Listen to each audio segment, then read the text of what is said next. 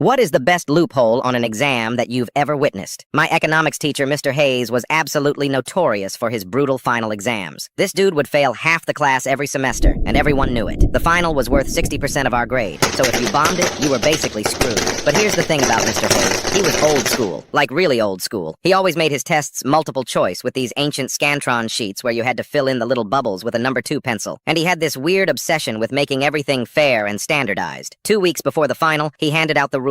Standard stuff. No phones, no notes, no talking. But then he said something that made my friend Danny's eyes light up. You may only use a number 2 pencil. Any other writing instrument will result in automatic failure. Danny raised his hand. What about mechanical pencils? Mr. Hayes adjusted his glasses. Number 2 pencils only. The yellow wooden ones. I don't want any confusion about lead darkness or consistency. Most of us groaned, but Danny just smiled. The night before the exam, Danny called me freaking out with excitement. Dude, I figured it out. Hayes said we can only use number 2 pencils, right? He never said we couldn't use more than one. I thought he'd lost his mind from studying too much. Test day arrives, and Danny walks in with this massive pencil case. I'm talking like 50 number 2 pencils, all sharpened to perfect points. Mr. Hayes noticed but didn't say anything since they were technically all number 2 pencils. The exam started, and Danny immediately began his strategy. Instead of just filling in one bubble per question, he started filling in multiple bubbles for each question with different pencils. Like for question 1, he'd fill in B with pencil number 1, then A with pencil number 2, then D with pencil number 3. Mr. Hayes walked by and stopped dead. What are you doing? Danny looked up innocently. Using number 2 pencils, sir. You said we could only use number 2 pencils, so I'm using several number 2 pencils. You can't fill in multiple answers. Danny pulled out a printed copy of the test instructions. Actually, the rule sheet just says to use number 2 pencils and fill in the bubbles completely. It doesn't say we can only fill in one bubble per question. Mr. Hayes grabbed the paper and read it 3 times. His face turned red, then white, then red again. The instructions literally just said, fill in bubbles completely with number 2 pencil only. This is ridiculous, Mr. Hayes muttered. Is it against the rules? Danny asked. Mr. Hayes stared at the paper for like 2 full minutes while the whole class watched. Finally, he sighed. Continue with your exam. Danny kept going with his strategy. For every question, he'd fill in what he thought was the right answer with one pencil, then fill in his second choice with another pencil, and sometimes even a third option. He basically hedged his bets on every single question. When time was up, Mr. Hayes collected all the Scantron sheets, but he held Danny's separately. I need to figure out how to grade this. The next day, Mr. Hayes looked exhausted. He called Danny to his desk after class. I spent 4 hours trying to figure out how to handle your creative interpretation, he said. Technically, the Scantron machine reads the darkest mark as the answer. Since you used the same pencils for multiple marks, it's reading whichever bubble you filled in most completely. Danny had actually been strategic about this too. For his primary answers, he'd filled the bubbles in completely and pressed hard. For his backup answers, he'd filled them lighter. You got an 89, Mr. Hayes said, shaking his head. Without your system, you would have gotten maybe a 72 based on your primary answers alone. Mr. Hayes updated his exam rules the very next semester to specify 1 pencil, 1 answer per question. But by then, Danny had already graduated with honors.